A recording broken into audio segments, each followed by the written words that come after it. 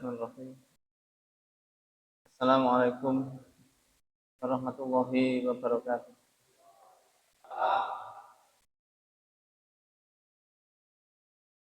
Alhamdulillah alladzi qad wafaqa lil ilmi wal khalqi wal taqwa. Asyhadu an la ilaha illallah wahdahu la syarika lah wa rasuluh. Allahumma shalli ala nabiyyina Muhammadin wa ala alihi wa sahbihi ajma'in. Amma ba'd. Usikum wa nafsi bi taqwa faqad.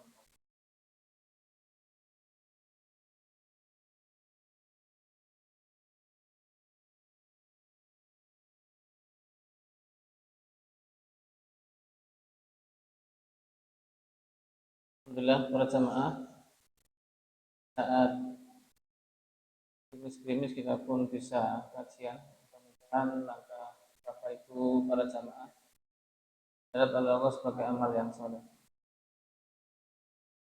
Pada kesempatan kali ini kita melanjutkan bab berikutnya tentang silsilah dari Rasulullah SAW.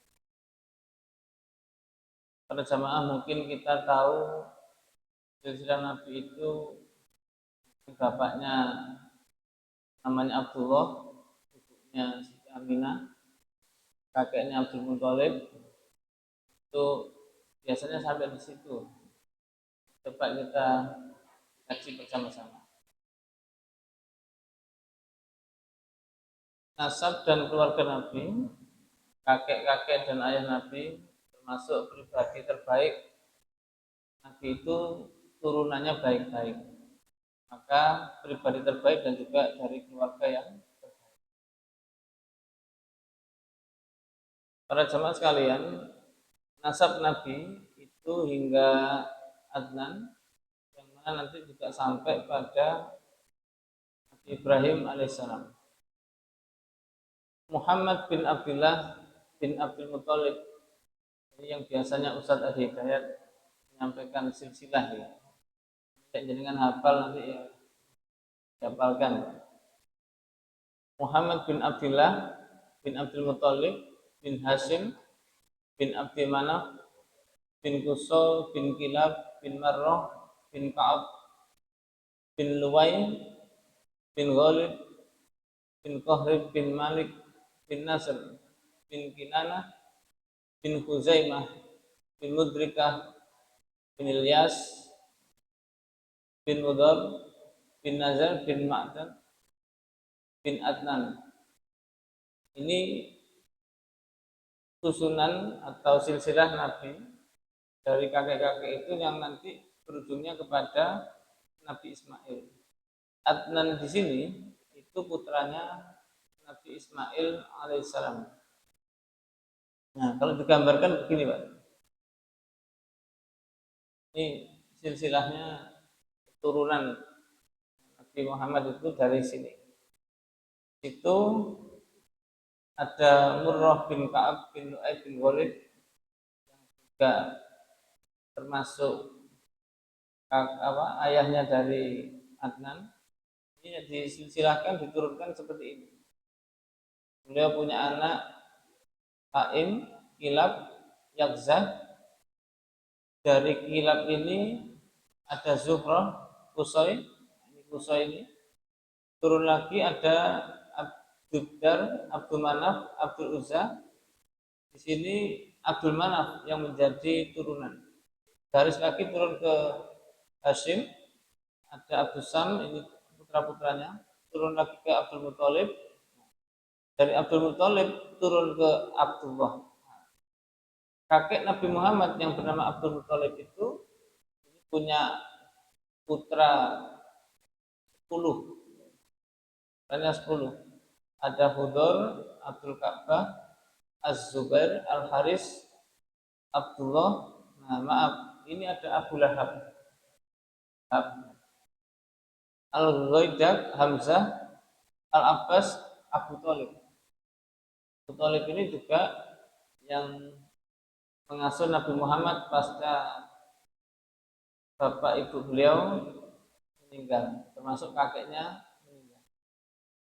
Nah, dari sini muncul Nabi Muhammad SAW. Ini silsilah yang dirangkum dari beberapa eh, kisah cerita. Nah, dari sini para jamaah kita mengetahui bahwasanya nasabnya Nabi itu termasuk silsilahnya dari orang-orang hebat. Ini juga termasuk para tokoh-tokoh yang juga berpengaruh di Makkah.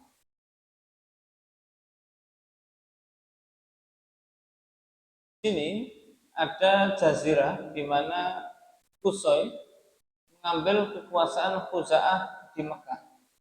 Ini kalau kita lihat Qusay di situ, nah, ini Qusay termasuk daripada ini Nabi itu kan ini kakek buyut nggih. Punten namanya Cangga. Nginggile Cangga niku napa?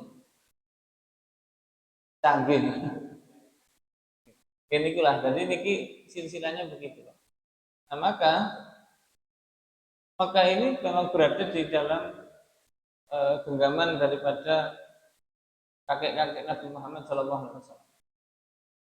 Dan terakhir kan memang Mekah itu dijaga oleh Abdul Muthalib yang memang pada waktu itu sampai diserang pasukan gajah dari Abroha itu kan mau menghancurkan. Dan Abdul Muthalib merasa sudah mentok, tidak mampu, waktu itu sudah angkat tangan, ya Allah, ini aku serahkan Ka'bah ini pada engkau, karena sudah mentok. Dan pada waktu itu pun Abroha dikatakan, kalau kamu mampu menghancurkan, hancurkan saja. Saya tidak ikut-ikut, nah. Itu sudah kalimat mentok, tidak bisa. Dan disitulah para jamaah kita tahu, karena memang Allah itu tidak diam. Jadi Allah itu tidak diam melihat begitu. Mungkin andaikan sekarang ini ada masjid yang dibongkar-bongkar itu, kira-kira yang bongkar nanti juga akan kualat lah, kira-kira begitu. Seperti Abroha kira-kira. Nah, sekarang ini perlu kita ketahui, memang orang berjuang itu ya begitu. Dan wewenang Qusay bin Kilab pada waktu itu ada namanya Darun Nadwah, yaitu majelis permusyawaratan Quraisy. Jadi memang Nabi Muhammad ini lahir dari pembesar-pembesar Quraisy. Sehingga kalau ada orang yang meremehkan Nabi juga tidak bisa. Cuman karena Nabi ini para ayahandanya meninggal, misalnya kakeknya meninggal, kemudian Abdullah juga meninggal. Bahkan ketika Abu Thalib meninggal, itu Nabi Muhammad mulai banyak serangan-serangan. Sebetulnya waktu Abu Thalib ini ada, pamannya ini ada, Abu Lahab, Abu Jahal dan semua tidak berani mengganggu Nabi. Sampai Abu Thalib mengatakan demikian, kalau kamu ada apa-apanya dengan Muhammad, urusannya dengan saya. Jika orang-orang kafir Quraisy tidak ada berani untuk mendekati Nabi, mengganggu. Pasca beliau meninggal, nah Nabi mulai ada serangan-serangan, bahkan sampai dikejar mau dibunuh. Liwa itu adalah panji peperangan, itu termasuk pemenang. Hijabah itu termasuk kunci Ka'bah. Hijabah itu, jadi kalau bapak-bapak, ibu-ibu melihat tulisan La ilaha illallah itu di apa namanya, di beberapa itu namanya liwa. Nah, hijabah itu kunci Ka'bah. Sikoyah itu memberi minum jamaah haji. Pada waktu itu tugasnya Qusay bin Kilab itu memberi makan, ada orang haji itu mesti diberi. Kemudian Rifadoh itu memberi makan jamaah haji. Jadi fungsinya beliau ini kalau ada orang datang ke Ka'bah untuk berhaji, nah itu diberi. Sekarang ini tidak diberi, Pak, bayar aja. Nah, ini namanya ada babun naf, itu ada pintu di mana nanti masuknya lewat babun nafwal. Nah, ini pintunya. Bapak-bapak, ibu-ibu yang sudah berangkat umroh maupun haji bisa ngecek. Kemudian pengganti Kusoi yaitu antara Abdud Dar dan Abdul Manaf. Abdul Manaf ini yang di bawahnya ini. Nanti kan silsilahnya kan Kusoi, Abdul Manaf, kemudian Abdul Muthalib dan seterusnya. Abdul Dar dan Abdul Manaf itu ada konflik akhirnya. Akhirnya muncul anak turunnya itu biasa Pak. Kadang-kadang kita mungkin ya sesama saudara aman. Anak-anak kita itu kadang-kadang belum tentu aman. Makanya harus dirajikan. Supaya apa? Supaya sama. Tidak saling mengambil alih. Ini tidak bisa jauh-jauh Pak. Ya na'udzubillah ya. Ada sebuah pondok pesantren. Ketika ayahnya meninggal, ini akhirnya rebutan antar anak. Siapa yang menjadi pewaris pondok pesantren tadi. Itu kadang-kadang sudah terjadi. Nah, tiba anak cucu tambah tidak karu-karuan lagi. Maka semuanya harus dingajikan dalam rangka sama. Kadang-kadang dingajikan aja masih berkeinginan, apalagi yang tidak ngaji. Kira-kira begitu Pak.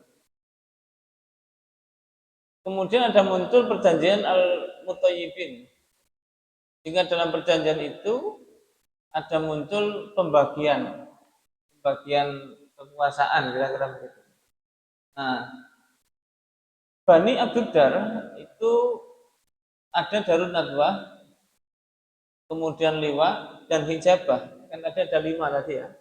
Nah, 5 tadi itu dibagi sehingga Bani Abdul Manaf itu hanya Sikoyah dan Rifadoh, memberi makan dan memberi minum. Tadi yang kunci Ka'bah, kemudian panji itu dan semuanya diambil alih oleh Bani Abdudar, turunannya dari Abdudar. Sampai di sini Bapak Ibu sekalian, inilah memulai ada muncul pisah-pisah ya. Dalam arti keluarga itu kan tidak semuanya utuh. Mungkin kalau kita pun juga antar saudara juga ada yang mungkin usil dan sebagainya, itu memang keadaannya begitu. Jangankan begitu Pak, saudara kandung seperti Habil Qabil itu juga terjadi. Habil Qabil itu tidak ada ini Pak, langsung sakcer, ya wis sakcer ini ya sudah kandung lah kira-kira begitu. Itu masih ramai apalagi yang sehingga muncul kakek dan ayah Nabi Shallallahu Alaihi Wasallam. Di sini munculnya kakek Hasim dalam rangka memberi makan rifadoh dan minum sikoya dari Bani Abdul Manaf untuk jamaah haji. Turunannya lagi dari Abdul Manaf turun ke Bani Hasim. Nanti setelah Bani Hasim ini baru Abdul Muthalib. Nah, Abdul Muthalib yang juga pengganti ayahnya yaitu Hasim dan Al-Muthalib. Setelah muncul lagi yang memberi makan itu akan menjadi konflik dengan paman Naufal bin Abdul Manaf. Jadi dari paman. Kalau sudah dari orang tuanya aman, sebetulnya ternyata dari pakliknya, pamannya, omnya itu menjadi masalah. Ya memang ada konflik-konflik lagi. Biasanya misalnya kan berpengaruh Pak. Supaya apa ya? Supaya ingin diakui gitu saja. Kadang-kadang orang itu maaf mau memberi makan itu kan ini ya. Tapi kadang-kadang ya diniatinya berbeda. Itu harus kita pahami bersama-sama. Penggalian Zam-Zam sesuai petunjuk mimpi. Jadi digali lagi supaya apa? Zam-Zam yang dikeluarkan oleh Ibu Hajar itu diperluas. Di Mekah itu nyari sumbernya Zam-Zam itu juga butuh penggalian. Supaya apa ya? Supaya semakin luas untuk ini. Kan dulu kecil hanya untuk Bunda Hajar dengan Nabi Ismail waktu ditinggal oleh Nabi Ibrahim. Dan sekarang ini karena banyaknya masyarakat itu maka butuh penggalian supaya lebih banyak lagi. Menjadi salah satu pemimpin terbesar Mekah. Jadi Abdul Muthalib ini memang akhirnya menjadi tokoh betul. Jika orang-orang itu kalau melihat Abdul Muthalib memang ini yang penguasanya. Salah satu pemimpin terbesar Mekah. Karena Mekah itu ternyata dirunut tetap dari keluarga Nabi Muhammad SAW, masih keluarga-keluarga. Tapi yang paling tersohor memang Abdul Muthalib. Sehingga setelah itu dari Abdul Muthalib itu muncullah Abdullah. Dari Abdullah ini ayah Nabi yang memang di situ untuk menebus 100 ekor unta tadi. Ini kalau kita melihat bahwasanya Abdullah ayah Nabi itu tebusannya 100 ekor unta. Jadi kalau kita melihat dulu itu saling saling mengambil peran itu, maka orang-orang dulu itu untuk saling ngunci. Jadi mulai ada perbudakan dan semuanya, ini tanggungan saya dan semuanya itu muncul di zaman-zaman itu. Sehingga ayah Nabi Muhammad itu tebusannya 100 ekor unta. Ana ibnu ad-Dabihain. Aku adalah anak dua orang yang disembelih. Karena memang di antara peperangan itu saling konflik antar keluarga itu pun juga menjadikan ada sebuah tebusan-tebusan untuk menguasai wilayahnya. Kamu boleh masuk sini asalkan 100 ekor unta dan sebagainya. Itu ternyata mulai dulu sudah mulai terjadi. Nah, dari sini Bapak Ibu sekalian muncul pandangan ya bahwasanya silsilah dari Abdullah dan Aminah itu kita melihat bersama-sama. Di sini paman ayahnya Abdullah itu dari mana? Nah, sekarang kalau kita melihat dari Qusay di sini, nah, ini kan turunannya urutannya ya, Qusay, Kilab. Nah, ini dari Murrah turun ke Kilab ke Qusay. Nah, ini masih garis turunan. Nah, dari sini turunlah Abdul Manaf, kemudian dari Hashim Abdul Muthalib. Nah, dari sini Abdul Muthalib dengan Fatimah itu menikah, dan dari sini Bapak Ibu ini kan masih keluarga semua ya. Nah, Qusay dengan Zuhroh itu kan adik kakak ibaratnya begitu, saudara kandung. Saudara kandung ini berarti kan misanan Pak ya. Ini ditarik ini kan misanan Mas ya. Nah, misanan itu kemudian turun, nah dari misanan punya anak. Misanan punya anak, lah itu anak ini menikah. Makanya di Islam itu Pak, saudara misanan Pak ya, sepupu ya, itu boleh dinikah. Makanya kita tidak bisa dulu kan ini dulur, iya dulur tapi bukan mukrim, sepupu itu. Maksudnya apa? Boleh dinikah. Maaf, biasanya ya, ini teman-teman Madura itu dekat-dekat ya menikah. Bahasanya daripada diambil orang lain, diambil sendiri. Karena supaya keluarganya terus itu terjadi Pak. Makanya anak-anak kita sepupu itu ya bisa jadi itu, bisa jadi menikah memang, dan itu boleh. Maka di sini juga ada turunan itu, sehingga Abdul Muthalib punya dua istri, satu Fatimah, yang kedua Halah. Dari Fatimah muncul Abdullah, dari Abdul Muthalib dan Halah muncul Hamzah. Nah, dari sini ini termasuk paman Hamzah yang memang satu keturunan dan ikut Nabi berperang bersama. Nah, dari sini Pak, dari Zuhroh ini turunan terus, ini beda mbah-mbah dulu ya. Nah, ini muncul Bunda Aminah. Sehingga dari Bunda Aminah dan Bapak Abdullah ini ketemu. Ini kan masih keluarga memang. Memang keluarga jauh lah orang mengatakan. Saking turunan-turunan itu tidak terasa kalau itu masih saudara. Nah, muncullah Nabi Muhammad Shallallahu Alaihi Wasallam. Ini ternyata setelah kita kaji memang ya saya lihat loh, ini nggak tahu.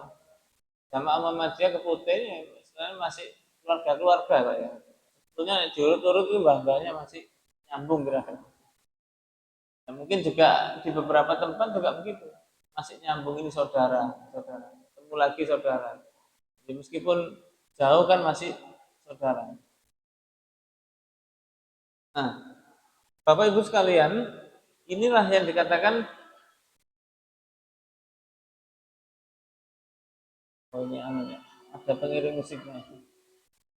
Pribadi terbaik dari keluarga terbaik.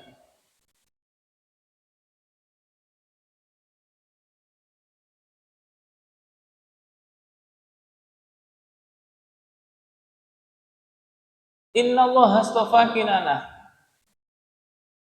min waladi Ismail wastafa Quraisyan min Kinanah wastafa min Quraisyin Bani Hashim wastafani min Bani Hashim.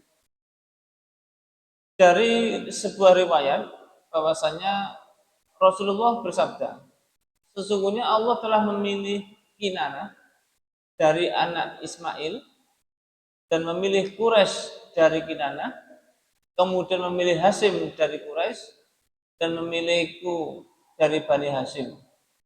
Ini kalau kita lihat turunan-turunan itu, silsilah tadi memang turunan-turunan ini termasuk tokoh-tokoh yang berpengaruh. Sehingga Nabi Muhammad itu pun pada waktu sebelum jadi Nabi, itu sebenarnya orang-orang juga minder dengan Nabi Muhammad. Karena Nabi Muhammad ini termasuk silsilah dari keluarga besar yang tersohor. Sampai pada waktu itu Nabi Muhammad menjadi bagus, orang banyak takjub. Cuman karena memang pada waktu itu berhala-berhala yang ada di Mekah itu masuk, nah, Nabi Muhammad menyingkirkan berhala itu, maka menjadi peperangan itu. Dan Nabi dianggap menjadi Rasul ketika usia 40, dan situlah mulai muncul peperangan-peperangan yang ada. Kharajtu min nikahin wala ukhruju min sifah min ladun adam ila anwalatani abi wa ummi.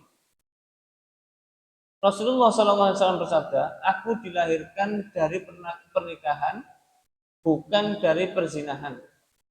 Mulai dari zaman Nabi Adam sampai ayah dan ibuku melahirkan. Tidak pula dari perbuatan zina lainnya di zaman jahiliyah. Jadi memang sebetulnya keluarga Nabi itu keluarga yang betul-betul terbaik, turunannya juga turunan baik-baik, nasabnya juga baik. Jadi kalau kita melihat memang keturunan-keturunan itu juga berpengaruh. Makanya di dalam nikah itu kan ada 4. Tunkahu almar'atu li arba'in. Menikahi seorang perempuan itu ada 4. Ini kalau ngomong perempuan berarti ada laki-laki. Jadi milihnya 4 itu apa? Yang pertama 5 liha. 5 liha itu bondone, kekayaannya. Jadi boleh menikah itu karena kekayaan itu boleh. Yang kedua, wali nasabiha, keturunan. Orang dulu itu menikah, itu masih mampu keturunan siapa? Itu masih mencari orang dulu itu. Ini siapa yang saya nikahi? Orang sekarang, anak sekarang, pokoknya ketok gas. Anak sekarang kan begitu. Pokoknya ketok gas itu aja. Tidak peduli ini dari mana. Padahal ini penting. Keturunan itu akan berdampak pada kita. Bibit kita ini jadi bibit unggul atau bibit tidak unggul itu juga dari nasab keturunan. Jadi orang-orang dulu itu masih mencari nasab. Makanya maaf, kan orang itu senang nikah dengan Pak Kiai katakanlah. Turunannya baik-baik begitu. Itu orang-orang dulu begitu, Pak. Maka nasab ini menjadi penting. Nabi menyampaikan demikian itu bukan karena apa ya? Karena dihinaan orang-orang Quraisy pada waktu itu. Aku ini lahirnya asli. Bapak ibu saya bukan berzina tapi nikah dan resmi dan seterusnya. Sehingga Nabi Muhammad dibully itu kan tidak bisa karena memang Nabi Muhammad keturunannya baik-baik. Yang ketiga baru lijamaliha. Jadi kekayaan, kemudian nasab keturunan, yang ketiga lijamaliha. Ganteng atau cantiknya. Nikah itu karena ini turunan. Nah, berarti nikah ganteng cantik itu nomor 3.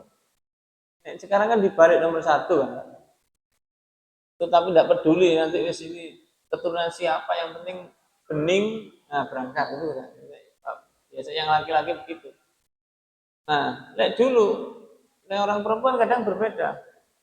Bedanya apa? Karena orang perempuan yang nggak penting ganteng, ganteng itu bisa dipermak.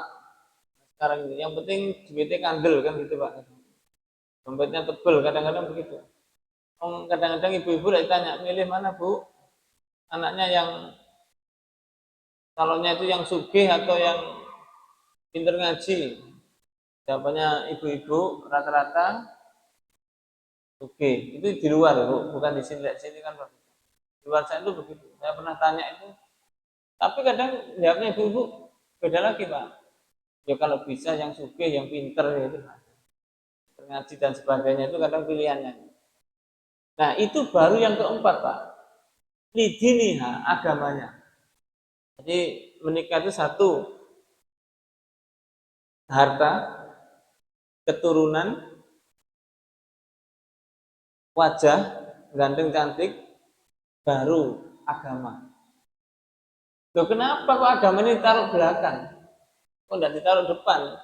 Ini yang menjadikan bapak-bapak, ibu-ibu yang ngajinya itu setengah ngantuk, ya. Setengah ngantuk itu. Oh, agamanya buri, buri aja, pilih agama itu buri. Kok keri-keri ya? Padahal hadisnya tidak begitu. Fakfar bidatitin. Cekelen sing duwe agama tadi. Yang agamanya bagus, akhlaknya bagus, cekelen itu. Bagaimana mungkin kita akan menjadikan dia itu baik kalau agamanya tidak baik, akhlaknya tidak baik. Karena apa? Keturunan baik, Abu Lahab, Abu Jahal juga baik loh Pak tadi. Abu Lahab ini keturunan, masih turunannya ini loh Pak. Ya, diangen-angen masih turunan Pak, Duriyah. Makanya jangan sembarangan. Tapi disinilah kenapa disuruh megang agama? Karena ketika orang itu turunannya bagus, hartanya banyak, ganteng atau cantik, itu kalau agamanya bagus, kena semua. Kena semua. Nah, kena semua itu maksudnya apa?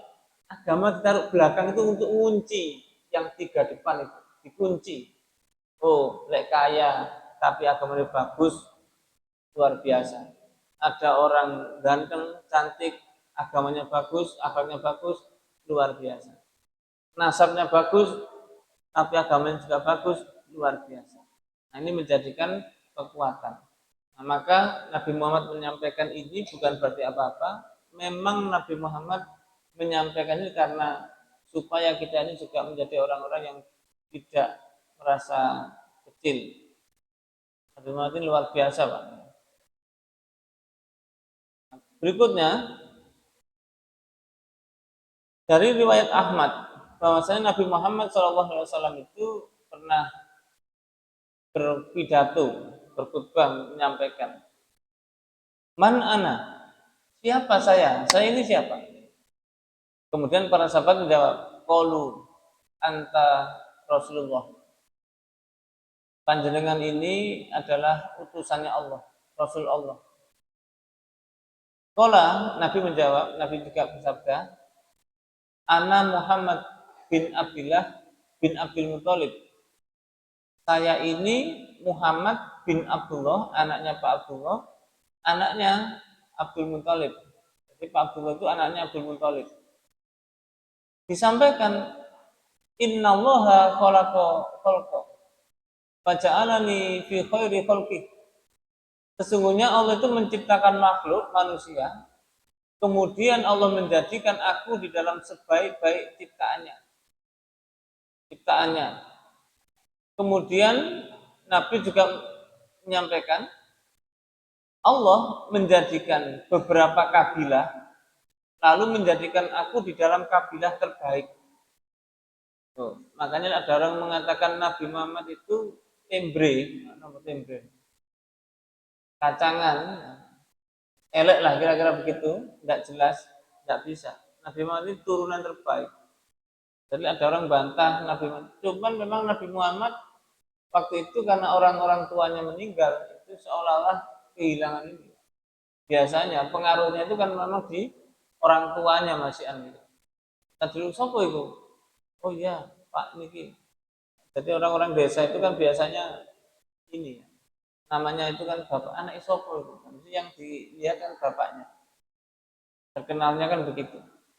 Maka di situ dikatakan kabilah terbaik. Kemudian Allah menjadikan mereka beberapa rumah dan menjadikan aku di dalam rumah terbaik dan paling baik jiwanya. Jadi rumah itu ada bani-bani tadi, Pak. Nah, bani-bani itu tadi menjadikan rumah-rumah. Jadi rumah itu bukan berarti rumah-rumah ini enggak, tapi ada kelompok-kelompok yang memang itu menjadi naungan Nabi Muhammad Shallallahu Alaihi Wasallam. Dan Nabi Muhammad masuk ke dalam rumah yang rumah itu menjadikan jiwa Nabi Muhammad ini menjadi baik. Nah, maka Bapak Ibu sekalian, dalam kesempatan kali ini memang kita menyadari kondisi siapa Nabi Muhammad itu. Hikmah yang kita ambil dalam pelajaran ini, bahwasanya kemuliaan seorang nabi atau rasul adalah daya tarik masyarakat. Begitu juga bagi dai. Kadang-kadang dai itu juga sopo ini, bambai sopo. Memang kadang-kadang pengaruh, ada pengaruhnya. Dulu mungkin anaknya Pak ini, akan udah terkenal akhirnya begitu, terkenal. Ada daya tariknya, karena ulama sepakat bahwa seluruh nabi atau rasul adalah kalangan laki-laki merdeka. Jadi nabi itu bukan seorang budak, tapi nah dikatakan tadi kenapa Abdullah itu bapaknya nabi itu termasuk ditebus 100 unta, bukan itu. Karena untuk memasuki wilayah itu harus menyiapkan 100 unta. Dalam arti untuk menjadi orang yang terkenal itu harus menyiapkan 100 unta supaya terkenal, Pak. Jadi kadang-kadang tidak punya apa ternakan, tidak punya kekuatan itu diremehkan orang. Berbeda jika Nabi itu dari kalangan rendah atau budak, maka masyarakat akan mencemooh. Turunan tidak jelas kok jadi Rasul kan. Maka orang terbaik adalah yang paling takwa, namun adalah jauh lebih baik jika ketakwaan berhimpun dengan kemuliaan. Maksudnya apa? Kalau kita ini orang yang baik takwa, tapi kita punya kekuasaan turunan yang baik, ini lebih luar biasa. Kalau kita ini orang baik kan kadang-kadang tidak cukup, Pak. Tidak cukup baik itu tidak cukup kadang-kadang. Harus punya kekuasaan, harus punya turunan yang baik. Nah, disinilah Nabi bersabda, "Fakhyarukum fil jahiliyah, khiyarukum fil Islam, idza faqahu." Orang-orang yang terhormat di antara kamu di masa jahiliyah adalah juga orang terhormat di dalam Islam jika mereka paham. Maksudnya kalau kita ini menjadi Islam itu akan terangkat. Jadi di Islam itu menaungi entah itu budak atau siapapun. Kalau dia mau masuk Islam maka dia akan terangkat. Jadi zaman jahiliyah itu kan dulu masih dipeta-petakan. Oh ini kelas kasta Brahma, kasta Yuda, kasta paling jelek ini kasta Sudra. Mungkin kita ini yang kasta Sudra untuk minder. Tapi kita ini maaf di Islam, kasta-kasta itu hilang. Nah, karena kasta-kasta itu hilang, semua akan terangkat. Jadi ini hikmah yang kita ambil sehingga menjadi seorang Muslim itu merupakan sebuah kebaikan. Tertutupnya peluang mencemooh bagi orang-orang yang gemar mencari jalan-jalan untuk selalu mencemooh, membuli dengan berkumpulnya seluruh kemuliaan pada diri Rasulullah Shallallahu Alaihi Wasallam. Memang Nabi Muhammad ini sama Allah sudah didesain sedemikian rupa, bukan hanya didesain seperti yang orang seperti yang pelongo-pelongo itu kan, tapi memang didesain betul. Nabi Muhammad ini pinter, turunannya turunan berkelas, tidak turunan yang abal-abal. Sama sertifikat ini sertifikatnya asli, sertifikatnya tidak palsu, tapi Nabi Muhammad betul-betul turunan. Saking pada waktu itu tidak ada sertifikatnya waktu itu. Anda kan ada sertifikat itu Nabi Muhammad tokoh nomor 1. Dan nomor satunya dari mana? Michael Hart di dalam bukunya itu Michael Hart membuat 100 tokoh berpengaruh di dunia. Michael Hart itu non muslim, Pak. Tapi menempatkan Nabi Muhammad nomor 1 di dunia. Itu karena apa? Turunannya jelas, kepandaiannya jelas, semuanya jelas. Nah, mungkin jenengan tanya, Nabi itu terkenal dengan ummi. Ummi itu artinya apa? Ada yang mengatakan bodoh kan ummi itu. Jadi ummi itu sebetulnya bukan bodoh, tidak bisa baca dan tidak bisa nulis. Baca dan nulis. Saya berhitung, pinter. Baca dan nulis Nabi Muhammad tidak bisa. Dan itu sama Allah juga didesain, bukan Nabi Muhammad tidak mau belajar, bukan. Nabi Muhammad ini fatonah. Fatonah ini apa? Bukan yang korupsi sapi, Pak. Fatonah itu cerdas. Nah, Nabi Muhammad ini cerdas betul. Dan tidak cerdas, tidak hafal Quran. Hafal Quran Nabi Muhammad. Belajarnya itu hanya dibacakan oleh malaikat Jibril, Nabi dibacakan tok langsung nyampe. Nanti kita ini dibacakan malah ketiduran. Nah, bedanya kan itu. Nabi Muhammad paham betul. Kita bisa baca, bisa nulis, Nabi Muhammad tidak bisa. Tapi kenapa sama Allah dibuat begitu? Memang dengan Nabi Muhammad tidak bisa baca, tidak bisa nulis, Al-Quran terjaga. Nah, sampai Nabi Muhammad pintar nulis, pintar baca, orang mengatakan ini karanganmu. Itu yang diantaranya orang-orang harus sadar Nabi Muhammad itu istimewa, Pak. Jadi memang kita harus yakin, mantep itu. Dan kalau Nabi Muhammad menurunkan hadis-hadis diriwayatkan oleh para sahabat-sahabat itu tentang Nabi Muhammad, maka kita tidak melok Nabi Muhammad terus ikut siapa. Itu kadang-kadang harus dicermati. Kadang-kadang orang-orang itu menurut pendapat Einstein apa gitu disebut. Tapi Nabi Muhammad tidak pernah. Itu salah. Makanya kita ini kepingin pinter, mohon maaf, pengen pinter, Pak. Ngaji Al-Quran, ngaji hadis, pinter. Ilmu kita kan banyak. Masalah kita ini tidak mantep. Andai kan mantep betul dengan Nabi, nah ayo kita kaji hadis Nabi. Tidak usah tebel-tebel, sing tipis-tipis saja dulu lah. Khawatir nanti tidak khatam. Mungkin Arba'in Nawawi, Riyadhus Shalihin, mungkin Bulughul Maram, itu coba kita kaji. Tipis-tipis saja. Kadang-kadang ngaji Sahih Bukhari ketebelan 4 jilid. Tidak khatam-khatam. Apalagi seminggu sekali gitu ya. Nah, pondokan tuh yang khatam itu ya sekitar 4 tahun. 4 tahun di pondok tapi ya. Maknanya apa? Ini betul-betul menjadi bagian penting bagi kita. Sehingga bapak-bapak, ibu-ibu, kalau kita ini mau mengikuti ya, maka Nabi Muhammad ini pertarungannya luar biasa. Pertarungannya apa? Silsilahnya juga luar biasa. Turunan terbaik, orangnya juga terbaik. Maka kalau bapak ibu melihat, berarti kita ini turunan siapa? Turunannya kita ini kan biasa-biasa saja. Tapi sebetulnya bukan itu. Ini kan karena kisah untuk ngomong Nabi itu turunan terbaik. Tapi untuk kita bagaimana? Tadi disampaikan. Lek kepingin kita ini baik, tadi Islam lah yang menjadikan kita baik.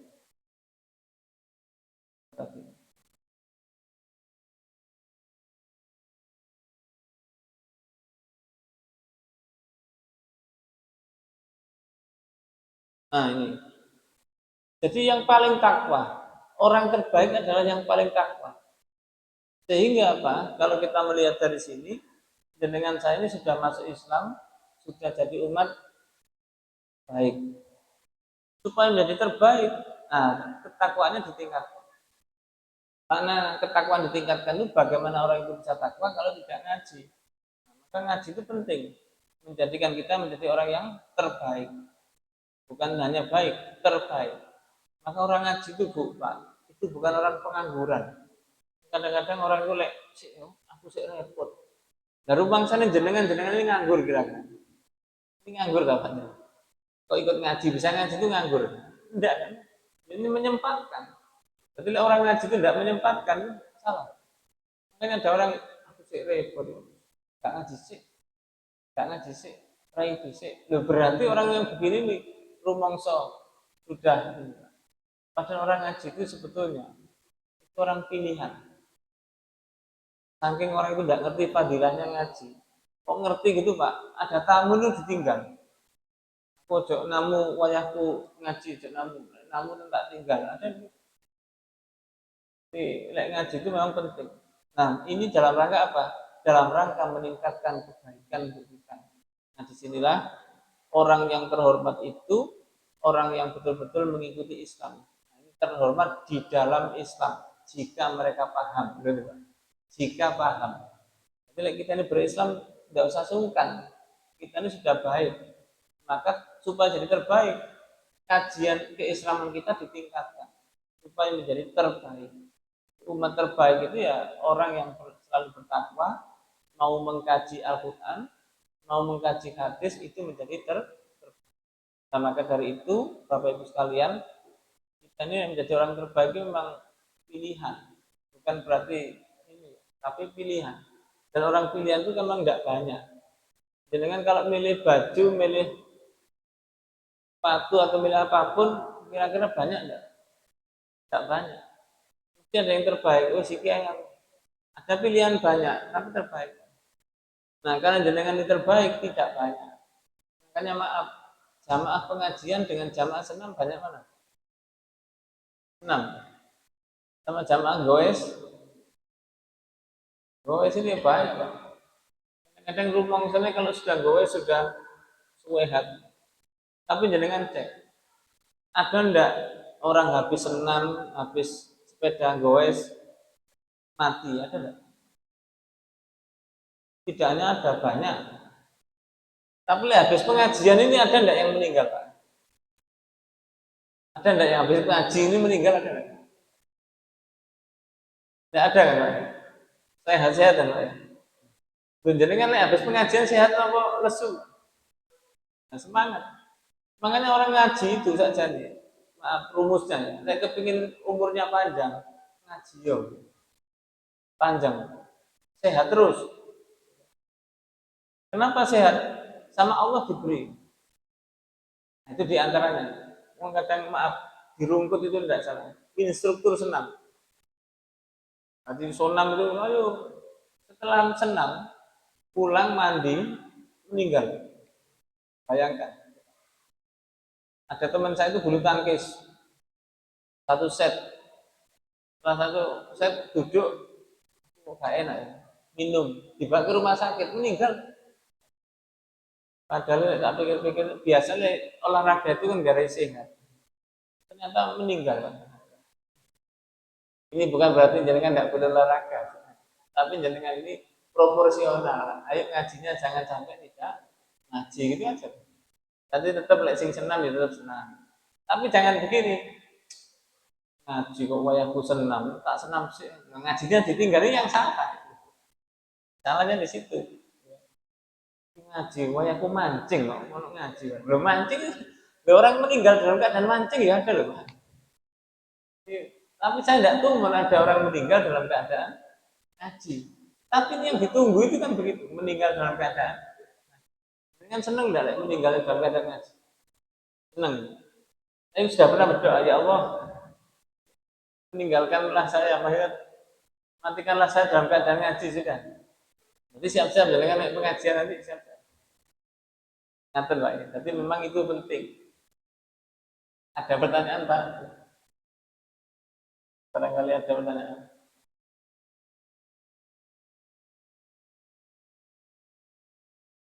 Kebetulan materi. Oke. Oke.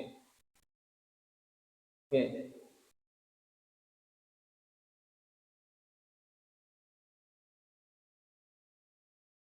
Ayahnya Nabi masuk neraka. Oke, sampun. Nah ini betul. Pertanyaannya ini, Ibu. Saya ulangi. Pertanyaannya, ayahnya Nabi masuk neraka. Ayahnya Nabi masuk neraka. Ayah yang mana? Itu dulu. Ya. Jadi harus dikaji. Ayah yang mana? Kalau ayahnya Abdullah, boten. Saya katakan tidak. Meskipun kita sama-sama tidak tahu, tidak. Karena ini turunan terbaik, Pak. Masih segaris dengan Nabi Ismail, turunan terbaik. Nah, maka begini, ini saya kembalikan yang ini. Kenapa Nabi itu dikatakan ayahnya masuk masuk neraka? Ini. Jadi ayahnya Nabi itu bukan masuk neraka. Maaf. Nabi Muhammad setelah ayahnya meninggal dalam keadaan hamil, kemudian diasuh oleh Abdul Muthalib, ibunya Abdul Muthalib, setelah itu diasuh oleh Abu Thalib. Ayah di sini adalah ayah Abu Thalib. Karena ayah Abu Thalib itu menjadi ayah. Makanya orang Jawa itu ngomongin Pak Lik, bapak, bapak cilik, Pak D, bapak gede. Nah, paman ini disebut ayah bapaknya. Ya memang bapak pengasuhnya pada waktu meninggalnya ayah Abdullah dan juga kakeknya Abdul Muthalib. Dan dikatakan ayahnya masuk neraka, ayah cilik ini. Jelas ini Pak. Termasuk lagi begitu karena ini ayahnya pengasuh. Waktu itu yang mengasuh Nabi itu Abu Thalib, seolah-olah seperti bapaknya sendiri. Makanya nangisnya Nabi Muhammad itu waktu Abu Thalib diajak masuk Islam tidak mau, nangis betul. Kenapa beliau bersedih? Yang mengasuh mulai kecil, yang melindungi dari musuh-musuh itu telah meninggal dan belum masuk Islam. Itu yang dikatakan masuk neraka. Ini versi saya begitu Pak. Bukan bapaknya Abdullah itu bukan. Dan bapaknya Abdul Thalib ini orang-orang baik, ini turunannya lurus garisnya. Garis ininya, hierarkinya lurus. Makanya dikatakan masuk neraka tidak. Masuk neraka tidak. Ini kan turunan-turunannya. Maka turunannya Nabi Abdul Thalib ini kan lurus Pak. Nah, ini tidak bisa. Itu Pak. Berarti bapak cilik yang masuk neraka, bukan bapak asli. Sampun? Wallahu a'lam bishawab. Bismillahirrahmanirrahim.